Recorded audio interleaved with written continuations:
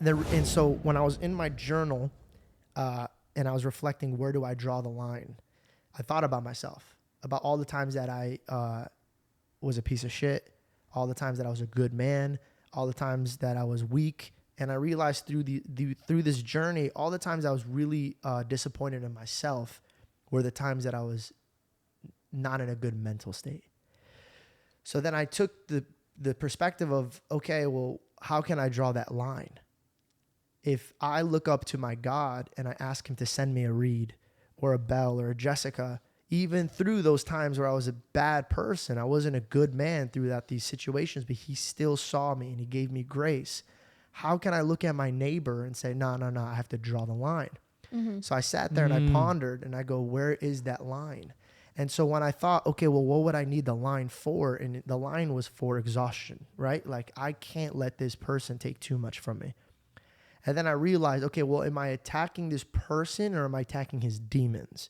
And it really is their demons. A lot of people, when they're in a bad spot, they're dealing with their demons.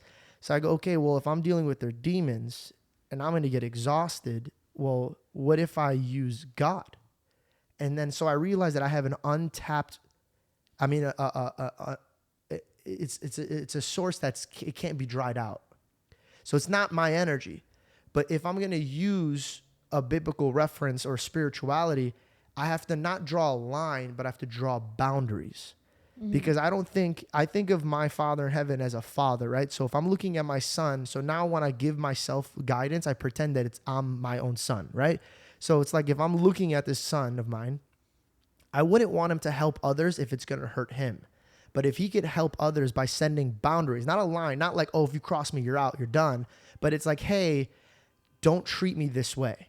Yeah. Do you get what I'm saying? So it's like if they can't obey those laws of yours, then it's them who's walking away from you. And it's not you walking away from them. Yeah. So I've came to the conclusion of this.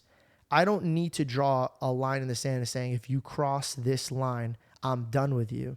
I'm drawing boundaries saying, do not cross these or you are leaving me. Because have you heard the saying, I'll do it for you and you do it for me or something like that? Like, it's kind of like, I would rather listen to, I'll do it for me. I'll take care of you. That's what it is. I'll take care of you if you take care of me. And I'm starting to realize, I heard this wise man say it. He goes, that's selfish. He goes, I'll take care of you if you take care of me. Selfish. The better conclusion is, I'll take care of me so that way I could take care of you.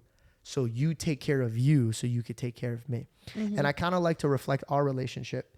And our relationship is, I'm never telling you what to do. I'm never saying, Belle, these are what you have to accomplish to be with me, or these are the do's and don'ts. I just say, hey, these are things that I would love my family to have.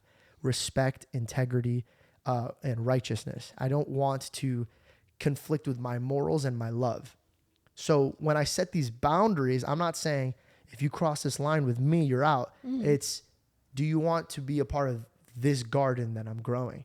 And a lot of people watch movies and they go, oh, I need my other half. I found the most amazing woman in the world. And the first thing I told her is, you're a full woman. You're not a half woman. God didn't make you to be a half a woman. He made you full, and he made me full. So that way we could come together and have a partnership. Mm-hmm. So the reason I wanted to bring this up is, in my heart of heart, in any partnership, in a relationship with a man or a woman, a business partner, family, or friends, you don't have to draw the line. By the way, this is my point of view. I'm just clarifying. You don't have to draw the line in the sand saying, yo, if you cross this, I'm done with you. You just set boundaries for yourself. Because I've realized that kind people are too scared of setting boundaries because they're like, oh, they're going to leave me, or they're going to get mad at me. Yeah. And the truth is, if one person cannot love themselves, they can never love you. Which, I think it's such an important thing to like remind yourself, like, okay, I need to set these boundaries of like what I'm comfortable with. This is what, you know what I mean? Like, I need from you in order for us to work. Because like, I know personally, like, I'm such a people pleaser, that I'll just like keep taking it. Cause I'm like, oh, I don't care. I can handle it. Like, I'd rather be hurt than them be hurt. So like, bro, it's all good. Like, run over me, you know? Yeah. But then it's important realizing like, okay, like you can't do that. and like setting your boundaries of like when is it enough, or like being like, okay, I'm just going to take some space. I'm going to take like a little bit of a step back because this isn't really fitting me right now. This is affecting me. And like, so what you're saying is really great because yeah, it's so important to set boundaries for yourself and for the people around you. And not in a mean way. It's hard too. Yeah, it's really hard setting boundaries. All right, if you guys liked that clip, go ahead and hit that link in my description and watch the full podcast. You will not regret it. Thanks for your support. Love you.